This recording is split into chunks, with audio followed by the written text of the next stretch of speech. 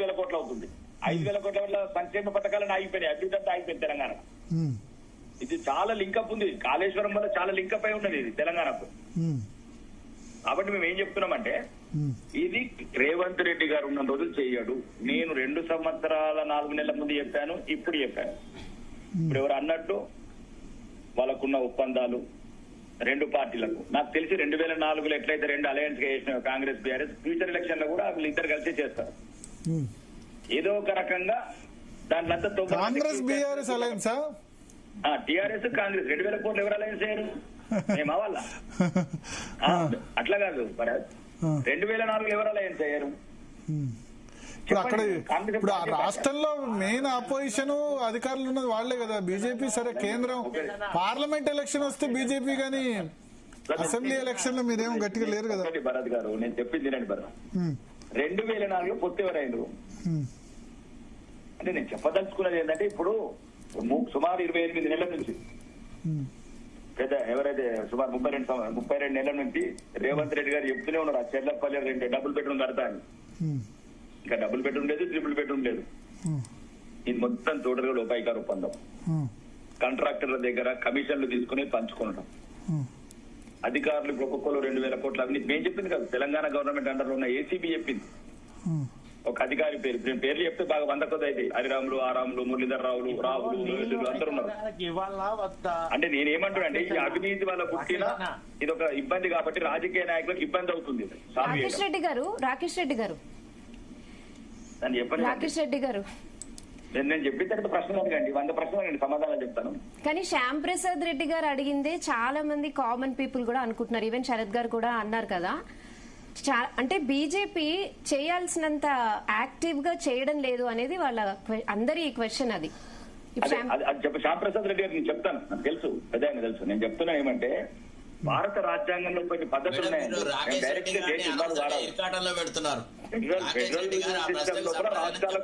బాగా పవర్స్ ఉన్నాయి. లేదు ఇప్పుడు వాళ్ళేమో వీళ్ళిద్దరు ఒకటి అంటారు, వీళ్ళేమో వీళ్ళిద్దరు ఒకటి అంటారు. నేనేమంటాను, నేను ఉద్దేశం చెప్పదలుచుకున్నది ఒకటేనమ్మా, 2 భారత ప్రభుత్వానికి లిమిటెడ్ పవర్సే ఉంటాయి.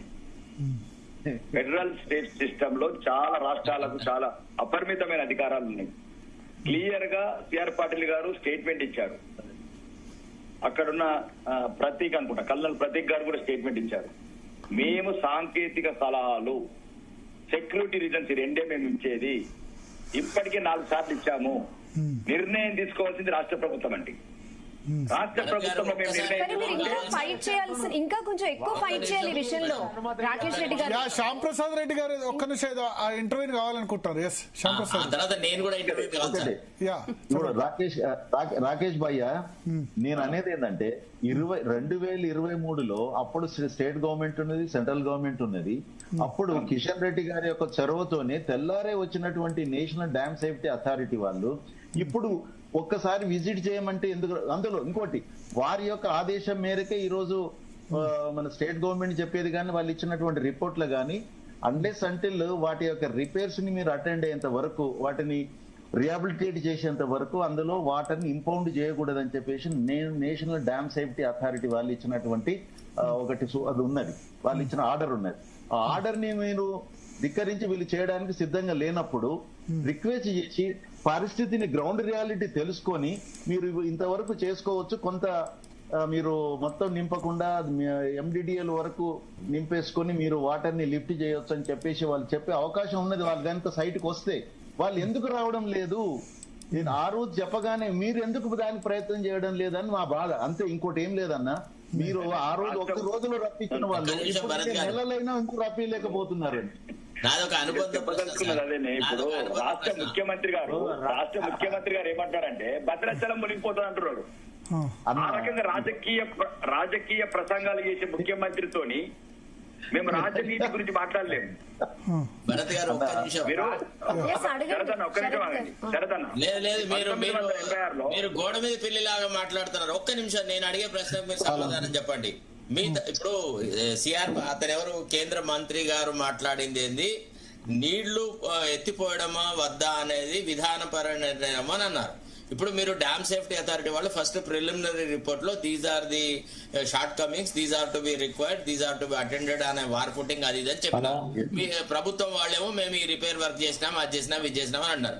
ఇప్పుడు మీరు తేటతెల్లం చేయండి తెలంగాణ రైతాంగానికి. ఇగో ప్రభుత్వము ఎన్డీఎస్ఏ ఇచ్చినటువంటి ఆదేశాలను, ఎన్డీఎస్ఏ గైడ్ లైన్స్ ని ఈ మేరకు చేసింది, ఈ మేరకు రిపేర్ వర్క్ జరిగింది. ఇప్పుడు జరిగిన రిపేర్ వర్క్ ద్వారా ఈ పంపులు మేము వాడగలమా లేదా, వాడడం సాధ్యమవుతుందా లేదా, whether the state government failed, ప్రభుత్వం కావాలనే రిపేర్ వర్క్ ఆపిందా, ఈ విషయంలో మీరు ఒక క్లారిటీ ఇవ్వండి రైతాంగానికి.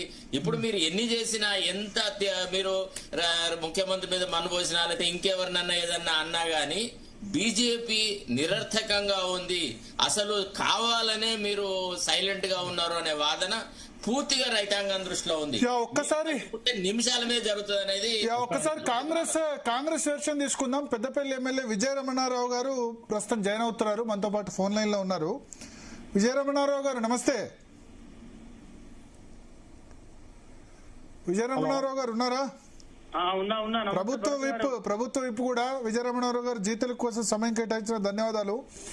సార్, మనం ఒక పెద్ద వాన పడ్డది, పెద్ద వానతోటి బాగానే సరే ఒక 10-15 రోజులు బాగానే నడిచింది. ఇప్పుడు నిన్నటి నుంచి మళ్ళీ గాయత్రి పంప్ హౌస్ దగ్గర పంపులు బంద్ అయిపోయినాయి. సో ఓవరాల్ గా మీ పెద్దపల్లి కాన్స్టిట్యున్సీ కానీ మిగతా చోట్ల కానీ ఎటువంటి సిచ్యువేషన్ ఉంది? ఇప్పుడు ఎల్లంపల్లికి ప్రవాహం కూడా తగ్గిపోయింది. ఒకటి భరత్ గారు, మాకు ఎస్ఆర్ఎస్పీ ప్రాజెక్ట్ ఉండే, మా పెద్దపల్లి గాని, మంతిని గాని, తర్వాత ధర్మపురి గాని, రామగుండం గాని, కరీంనగర్ గాని, జగిత్యాల గాని, కోరుట్ల గాని, మెట్పల్లి గాని 4,20,000 ఎకరాల ఆయకట్టుకు ఎస్ఆర్ఎస్ ఎల్ఎండి మీద ఎస్ఆర్ఎస్పీ ఆయకట్టే వస్తుంది. మాకు కాళేశ్వరం ప్రాజెక్టులో భాగంగా మేడిగడ్డ గాని, అన్నారం గాని, సుందిల్ల గాని, అక్కడ నుంచి ఎల్లంపల్లి నుంచి మాకు ఎక్కడ కూడా డైరెక్ట్ మాకు ఒక సుక్క నీళ్ళు వచ్చేటువంటి లింక్ ఎక్కడ లేదు.